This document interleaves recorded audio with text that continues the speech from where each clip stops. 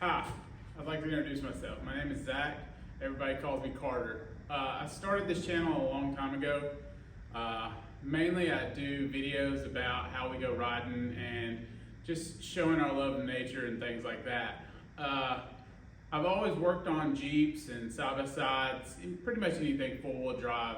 But after my last buggy build, I got to thinking that I don't really see a lot of people that kind of do things the way I do, and I just wanted to show what I do and just, show people what they're capable of with the tools that, I have. Because I have very simple tools, and I just want to show people that, they could do the exact same thing I'm doing at my house. I work at a storage building because my shop burnt down in 2020. So I just wanted to show people that I'm able to continue to work on stuff, even though it might not be the ideal situation. A lot of things I have to go to my buddy's shop and weld because my welders only ran off a generator. Today I'll be taking apart an F450 axle and stripping it down and getting it ready to be cut up to turn into a 14-bolt steer. I started out with a two-wheel drive, 2008, I believe, F450 front axle. I'll be stripping it down, cutting it up, and getting it ready. And then in another episode, I'll be machining the tubes down at my buddy's shop and getting them ready to press into a 14-bolt housing that I'll strip. Here in the foreground, we have a 80 that I did. I was going to use it as a rear axle, but now I've kind of changed my mind. I want to run 14 bolts front and rear so that I can keep less spare parts. Ideally, I'd like to be able to run the same size axles all the way around, but I just realized that's probably not going to be the case, but I can hope. These are the knuckles that I stripped from the housing. This is a regular F450 knuckle. It started out on a two-wheel drive, but the two-wheel drive uses the same knuckle on the F450 as the four-wheel drive. So I'm able to utilize these. I'll have to send them off to Busted Knuckle to get machined, and then they'll put the high steer arms and everything on, and we'll put in the king joints that they sell.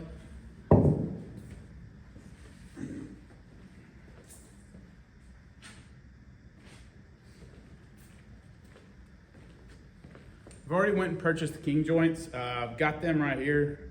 They're massive, and I mean, they're beefy. This is exactly what you need to keep from your ball joints and the upper falling out, and then the lower ball joints. I have a pair of them right here. These are the ones that I pressed out. They are massive as well. So I don't foresee any problems or any failures out of the lower. It's always the uppers that let go. So I'm really happy to be able to get these, and I think they're gonna do great on there. I'll be running 42-inch reds, and I don't foresee any problems with that. This is just the standard F250 unit bearing. I'll be able to use those in those knuckles. The knuckles accept just regular unit bearings from the I pulled an F450 two-wheel drive unit bearing out, and all you have to do is knock out a little dust cap. I'll show that later in the video. And you basically you install just F250 unit bearings in there, and that allows you to run the four-wheel drive shafts and everything. I've already stripped the bearing out of these because I want to use the 2-inch 32 spline direct drive stuff and 40 spline inners with this axle.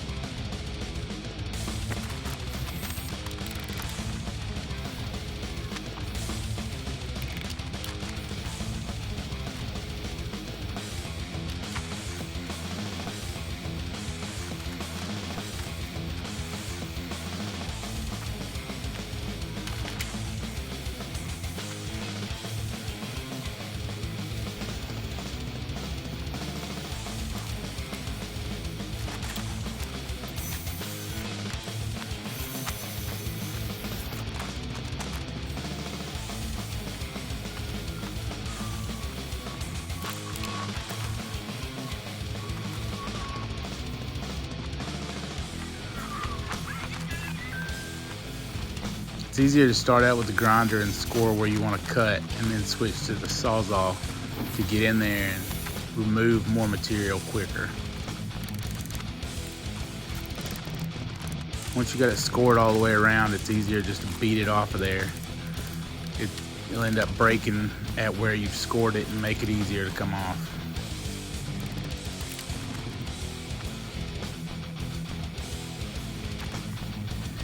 Don't worry about getting as close to the welds as possible. Wait till you've got every big piece out of the way.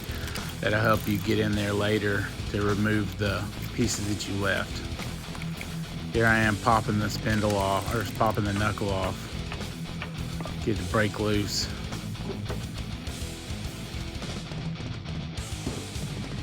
This was that cover that's on the back. You just drive it through. Now that that's out of the way, it's opened up just like a regular four-wheel drive knuckle. Here I am test fitting the four-wheel drive bearing to make sure that it works, and it does. It slides in there like it's supposed to.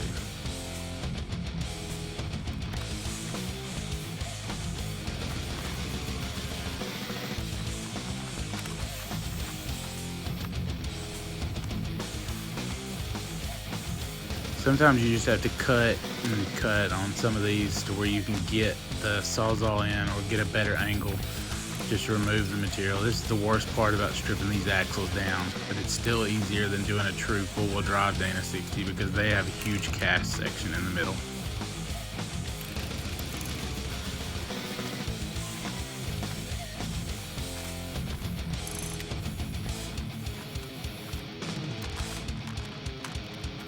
The side with the track bar bracket, which is this side, is a lot harder to do. I suggest doing it first if you can, because if not, you get discouraged and not want to finish the whole thing.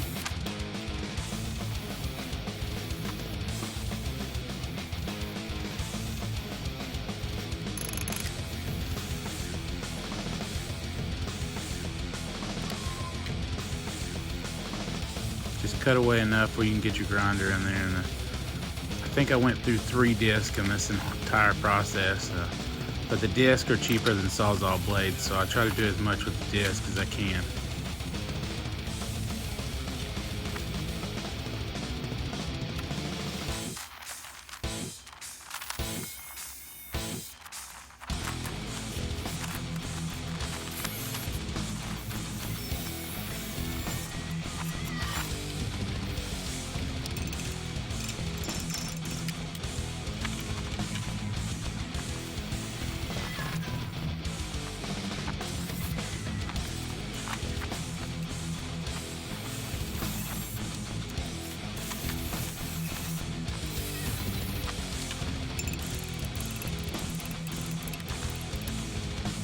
This one just did not want to break loose no matter what I did, so I just had to beat it with a hammer until it did. This is probably the worst part about the axle, is that track bar bracket. I usually like to try to get the big part out of the way because the stud gets in the way of getting your grinder wheel in there close enough to be able to remove a bunch of material. My method is just keep grinding it, trying to saw it a little bit, and just get it in there as best I can to get the weld cut down as close to I can. You don't want to cut into the tube though, so you want to be careful. So my thing is just kind of cut the weld up higher and then go in later and beat the bracket off with a hammer. And once you get everything out of the way, you can come back. My suggestion is once you get all these, everything like this removed out of the way, you can slowly start grinding it closer to the weld, and that'll make for when you do have to sand it down later, there won't be as much material to remove. But you don't want to go into the axle housing, so you just want to be careful. On this axle, I'll end up taking it over to a buddy of mine's shop, and I want to try removing that material with a lathe. I've never done that before, but I just think it'll be better.